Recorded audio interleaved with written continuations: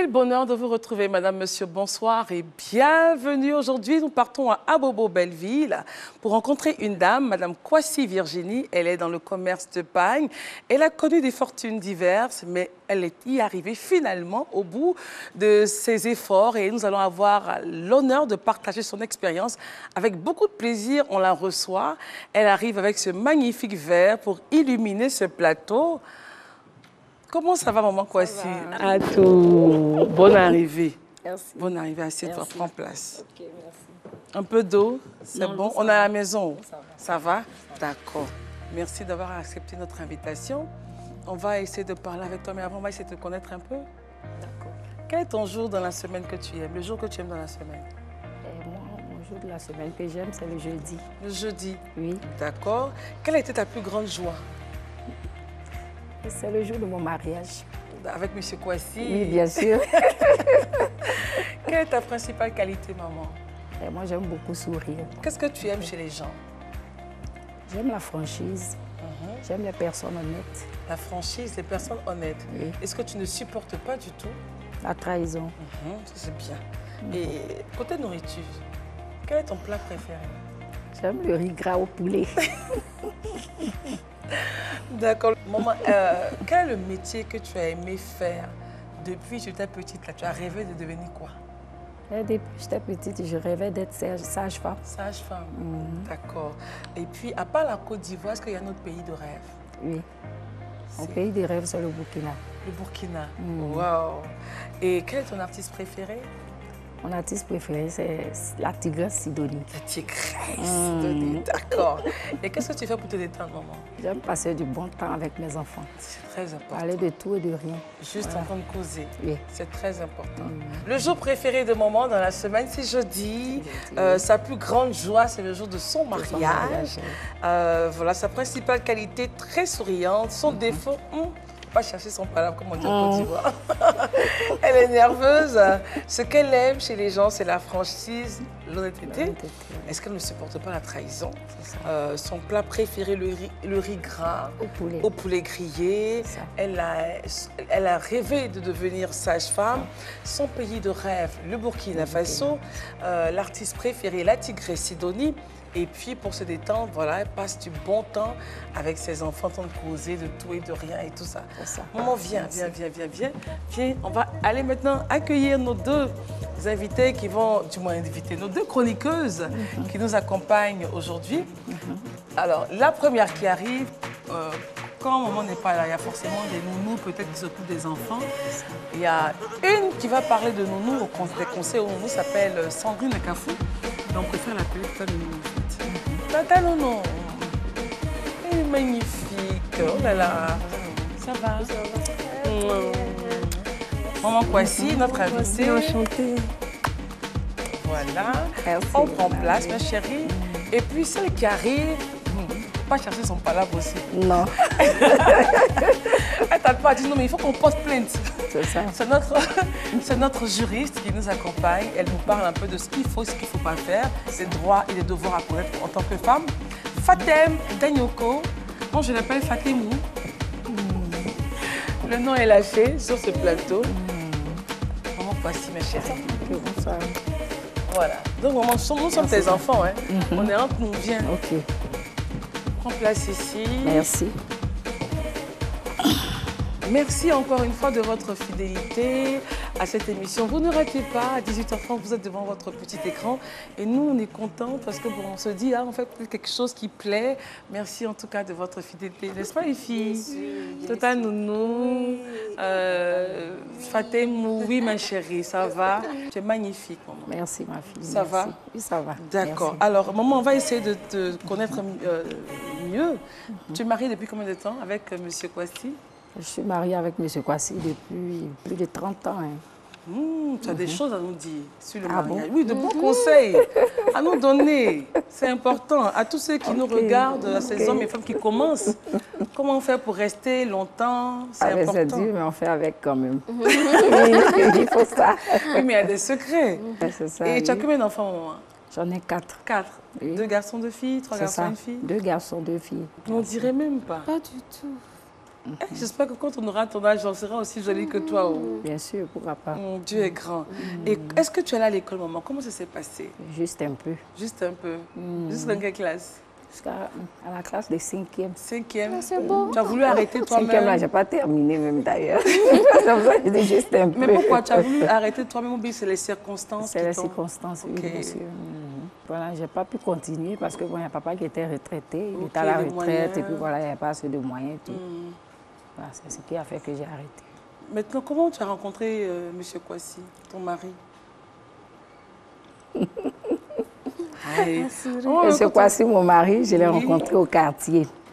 C'était à l'époque à Yopougon. Au quartier à Yopougon. Quel côté de Yopougon? Sojefia, d'accord. Sojefia, derrière une des pharmacies à Yopougon. Ok. Lorsqu'il m'avait rencontré, sur le champ, il m'a dit, ah maman, tu me plais bien, je vais t'épouser. Directement comme ça? Directement comme ça. Il dit, ça c'est qui ça? Quelqu'un que je ne connais pas, que je viens de rencontrer. De mariage. Et puis sur place, là, il me dit qu'il va m'épouser. Bon, moi, ça ne m'a rien dit au départ. Pour moi, c'était un monsieur bon, qui était en train de plaisanter avec une jeune fille. Et puis voilà, j'ai laissé tomber, j'ai disparu. C'est-à-dire, je suis partie à Daloa voir ma grande sœur qui était là-bas, en fonction. Et puis on ne s'est plus revus. Voilà. Pendant ce temps, lui, il me cherchait toujours dans le quartier. Il demandait après moi, jusqu'à ce que je revienne. Avec ce beau sourire, il ne veut pas oublier. Lui aussi, il a un beau sourire. Maman, d'accord, ok. Donc, de retour voilà, c'est parti, voilà. Tu as accepté les avances et puis voilà. Quand je suis arrivée, il y avait un monsieur dans le quartier qui était un grand frère à moi. Ok. Comme ça, il m'a vu et puis il m'a dit, mais depuis, tu es allé où? Un monsieur ici qui te cherchait longtemps, il s'appelle monsieur Kwasi. Il dit, c'est quel Kwasi ça? Et après, ma grande sœur, que je suis directement, ma demi-sœur, elle est venue. Elle a confirmé aussi la même chose. Je lui ai dit, d'accord, cherche à rencontrer le monsieur et dis-lui de m'attendre chez papa là-bas. Okay. Parce que là, quand je suis revenue de Daloa, je n'habitais plus en famille. Okay. Voilà. Et c'est comme ça qu'on s'est revus. Mais pourquoi chez papa? Pour que le papa puisse savoir ce qui se passe? Non, pas ça, parce que là même, il ne vivait plus. Okay. C'était la maison familiale. Familiale, d'accord, voilà. d'accord. C'était la maison familiale. Maman, est-ce qu'il y a eu des moments difficiles dans ta vie? Effectivement, j'ai eu des moments de chute dans ma vie, des moments difficiles. Mais je l'ai supporté par rapport au soutien d'abord de mes enfants, de ma famille, des amis et tout. On va laisser la place à la dame là. Je disais tout à l'heure, elle aime poursuivre les gens en justice. Aujourd'hui, sa thématique, maman, elle va nous dire pourquoi c'est important de conserver nos factures et reçus. Souvent, on va acheter des choses, on nous donne les factures, on déchire. C'est pas bon, il faut les conserver. Elle nous dira pourquoi. C'est bon, Fatem, j'ai bien présenté? Oui. Par ma chérie. Avec ce beau pantalon rose. C'est magnifique. Merci. Allons-y, Fatem. Bonsoir à toutes et à tous. Nombreux sont ces personnes qui achètent des biens ou en réserve. Pas souvent le pont à péage. Enfin, bref, bon nombre d'opérations effectuées au quotidien que l'on peut prouver grâce aux reçus ou factures délivrées à cet effet. Alors, par facture, comprenez simplement un document de comptabilité générale qui prouve un achat ou encore une vente. Et cette facture peut également attester de la créance d'un créancier ou encore d'une créancière sur un débiteur ou une débitrice. Tout simplement pour dire que le créancier, c'est cette personne à qui l'on doit et le débiteur, c'est celui qui doit. Et en tant que commerçant, vous devez forcément fournir un reçu ou encore une facture lors d'un achat, lors d'une vente ou encore lors d'un service rendu. Alors, quelle est l'importance de la conservation de ces factures, Fatem? Bien. La facture peut nous servir dans plusieurs situations. Comme je l'ai dit à l'entame, on peut par exemple, au quotidien, on peut par exemple réserver des biens. Alors, lorsque vous réservez un bien, cela suppose que vous avez par exemple payé une avance et vous n'avez pas fini de payer. Mais lors du retrait de votre bien, vous pouvez être en désaccord sur la somme restante. Alors, le reçu va venir vous aider, car le reçu va prouver combien est-ce que vous devez. Et par exemple, comment dirais-je, le magasin peut partir en fumée, mais comment prouver que vous aviez vraiment effectué un achat dans ce magasin. Voilà, au cas où on voudrait quand même vous restituer votre argent. Et dans un second cas, en cas d'action en justice, vos factures pourraient bien vous aider. Dans le cadre d'une enquête judiciaire, où vous faites par exemple l'objet d'accusation, vous pouvez prouver avec votre reçu, c'est-à-dire que votre reçu va vous servir d'alibi. Et c'est quoi un alibi? L'alibi, c'est un mot de défense d'une personne soupçonnée, soit d'un crime ou encore d'un délit, qui argumente son innocence en prétendant avoir été dans un lieu précis. Bien entendu, autre que le lieu où le crime a été commis. Donc, comme alibi, vous pouvez par exemple présenter votre facture. Lorsque vous êtes passé dans un restaurant, vous présentez ces factures pour dire qu'au moment des faits, j'étais ici, la preuve. Voilà, voici la preuve, exactement, merci. Donc, voici la preuve et vous la présentez. C'est pareil aussi lors d'un service par rapport aux opérateurs de téléphonie mobile. C'est important que vous gardiez bien vos accusés de réception. Surtout avec la réidentification, nous avons des accusés de réception qu'il faut bien conserver. C'est-à-dire quoi, les accusés de réception? Lorsque vous effectuez, par exemple, l'achat d'un service, soit vous vous rechargez, on vous envoie un message. Par SMS, en fait. Voilà, par SMS. Il ne faut pas les effacer. Voilà. Donc, il faut toujours les conserver, garder. En fait. Voilà, il faut toujours les conserver. Parce que ça pourrait bien vous aider. Même dans le cadre du pont à péage, lorsque vous payez le pont, sinon que lorsque vous payez pour passer, il faudra toujours prendre votre... Voilà, il faudra toujours prendre le reçu. Parce que votre voiture, y compris la plaque d'immatriculation, peut se retrouver ailleurs. Pas vous-même votre voiture, parce qu'il y a des personnes qui utilisent la plaque d'immatriculation. Voilà, les mêmes plaques. Ces personnes la fraudent en fait. Donc, ils regardent la voiture, l'immatriculation, tout, ils font pareillement.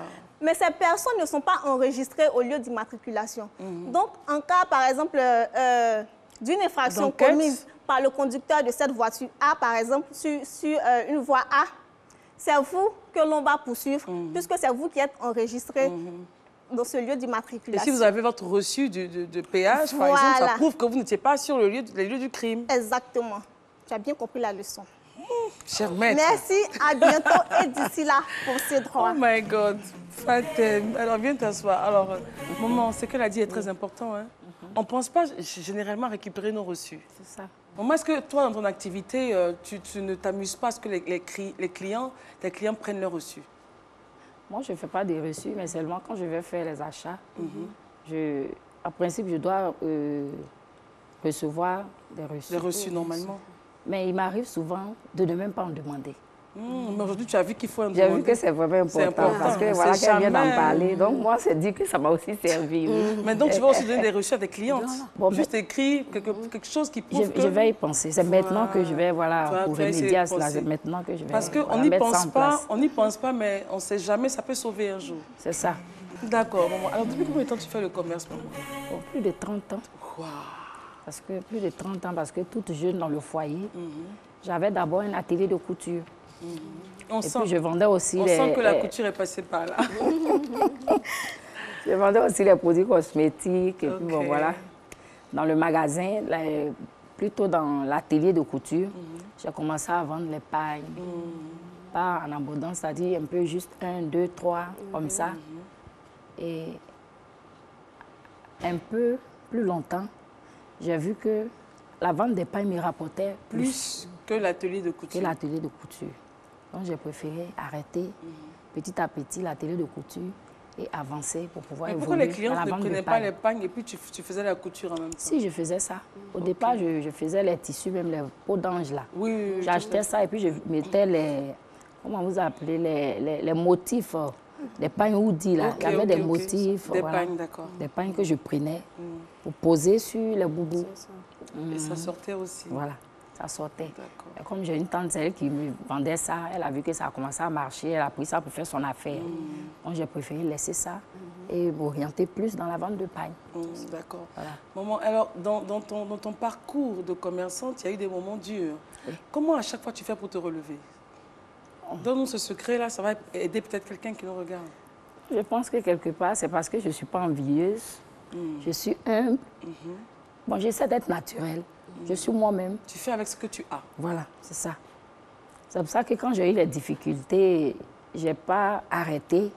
Parce que quand j'ai commencé à vendre les pagnes et ça marchait, à un moment donné, j'ai chuté. Ok. Et je n'ai pas baissé les bras. J'ai commencé. Quand tu dis tu as chuté, ça veut dire quoi? J'ai chuté, ça veut dire que j'ai tout perdu un seul jour. Ok. J'ai tout perdu. Parce que tout est allé en fumée. Un seul jour. Un seul jour. C'est-à-dire que je ne m'y attendais pas, même mes économies et tout. Et avec ça, je n'ai pas baissé les bras. J'ai commencé à vendre, griller de la loco avec la patate grillée. Mais maman, justement, c'est la partie là qui est importante pour les femmes. Tu perds tout un jour. C'est le travail de plusieurs années. C'est ça. Il y en a à ce moment précis qui abandonnent tout.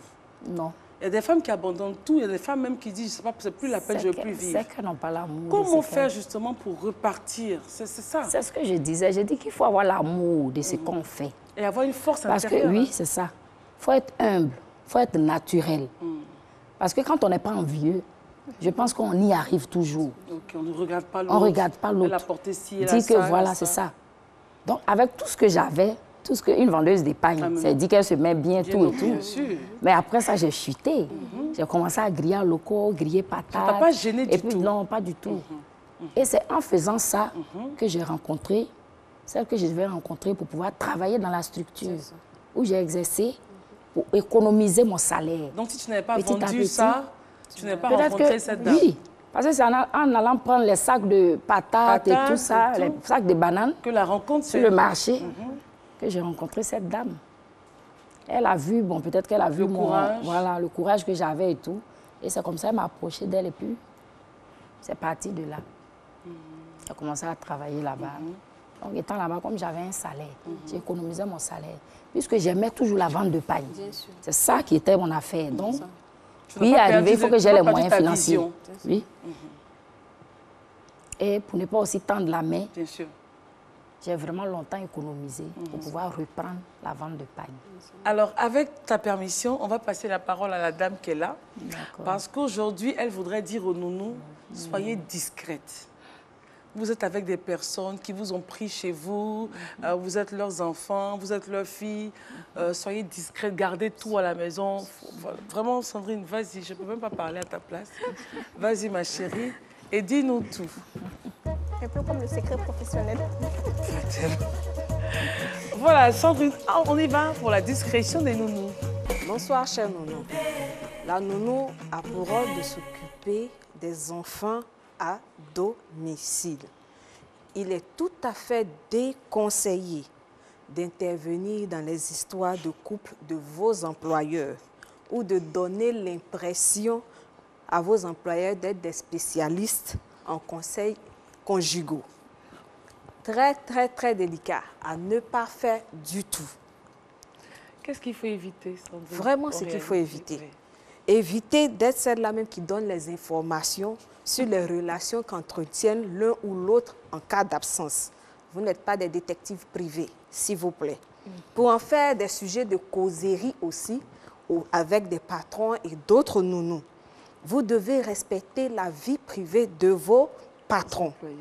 Votre rôle, ce n'est pas de divulguer des informations sur leur vie privée, tout ce qu'ils font en dehors de la maison. Votre rôle, c'est de vous occuper des enfants, d'être une perle pour ces enfants, de veiller à la sécurité des enfants et à leur bien-être. Merci et à bientôt. Merci, Tata Nounou. Alors, maman Kwasi, qu'est-ce que tu penses de ce qu'elle vient de dire? C'est difficile aussi, puisque les nounous de maintenant n'ont pas cette formation-là. C'est ça. De pouvoir garder le secret. Tout ce qui se passe, il faut se taire, il ne faut pas dire. Donc, ça dépend aussi de l'éducation de base. Voilà. Parce que pour une petite qui est bien éduquée, même si tu n'as pas reçu de formation, que tu penses que tu veux aller servir quelqu'un, je pense qu'il y a des choses qu'il ne faut pas dire quand même. Effectivement. Voilà, des choses qu'il ne faut pas dire. Alors, maman, pour l'activité, est-ce que... parce que ce n'est pas facile de vendre un seul. Oui. Tu as besoin de gens autour. Est-ce que les enfants t'aident dans le commerce? Oui. Ils t'aident beaucoup? D'accord. Tu ne te fatigues pas? Non, pas du tout. Voilà, OK. Ils viennent au magasin. Mais est-ce qu'avec... Parce que quand tu reprends une activité comme ça, tu n'as pas le temps. Hein? Non. Ça va à 100 à l'heure. Est-ce que tu as le temps pour toi, pour te reposer, t'asseoir un peu, respirer? Oui. Oui, j'ai 2 filles. La plus grande, elle m'aide beaucoup. Ok. Souvent, elle fait sortir mes articles sur WhatsApp, comme on le dit. Oui, bien sûr. Et puis Facebook aussi. Oui, maman est moderne. Non, moi, je ne sais pas utiliser. Elle a professionnalisé. Je ne sais pas faire. C'est pas compliqué. C'est pas compliqué. Si tu veux, on va te montrer. Même les photos de l'émission, tu peux aller sur ton WhatsApp, on va dire, ah, maman, quand même, Je ne sais pas faire tout ça. Faut faire, maman. Faut dire à ta fille de te montrer. C'est pas compliqué. Pourtant, c'est facile. C'est facile.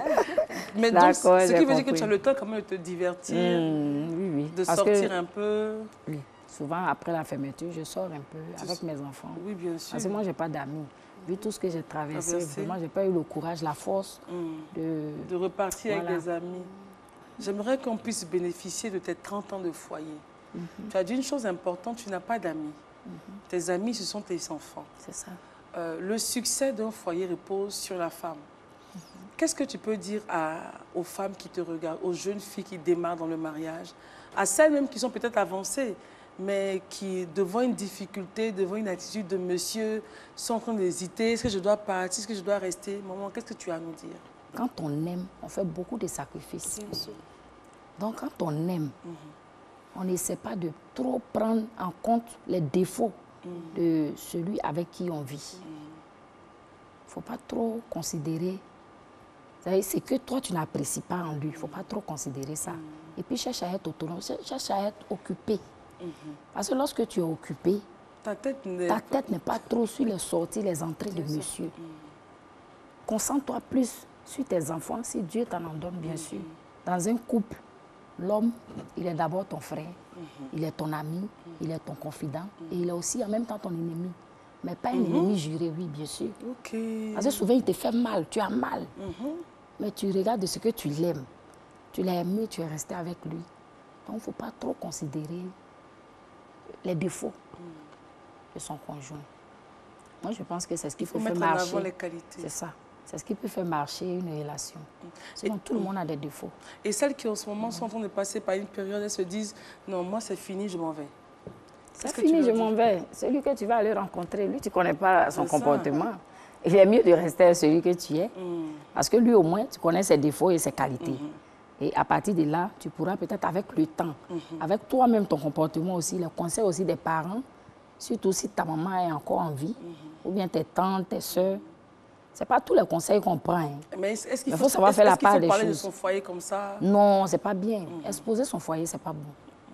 Parce que dans un foyer, je pense que dans un couple, l'avenir du couple dépend de la femme. Tout se repose sur la femme. Donc, évite d'exposer ton homme. Parce que quand vous asseyez, que vous formez un couple, là, chacun dit à son prochain ce qu'il n'aime pas. Donc, quand tu essaies de respecter, quand on se respecte mutuellement, je pense que tout peut marcher. D'accord. Merci beaucoup, maman, d'être venue. Merci de nous avoir fait partager ton expérience. Merci à vous. Merci de nous avoir dit comment faire pour s'en sortir après une chute, la force intérieure, le courage. Vraiment, merci beaucoup pour ton leadership. Merci d'aider, merci de ton ouverture d'esprit. Merci à toi. Et puis, on se dit que quand on te voit, c'est possible de repartir. Et pour terminer l'émission, maman aime beaucoup Sidonie la tigresse. Et on a une belle chanson pour elle, la chanson qu'elle aime de toute façon. C'est Mélie. Maman, on va se lever. On va danser avec Mélie. Comment on danse? Fatem, c'est parce que la vie derrière. Maman, comment on danse? En fait, on célèbre ta victoire, tu vois. On célèbre ta joie, on célèbre voilà, ton relèvement. Maman, avance un peu. Hey! Hey,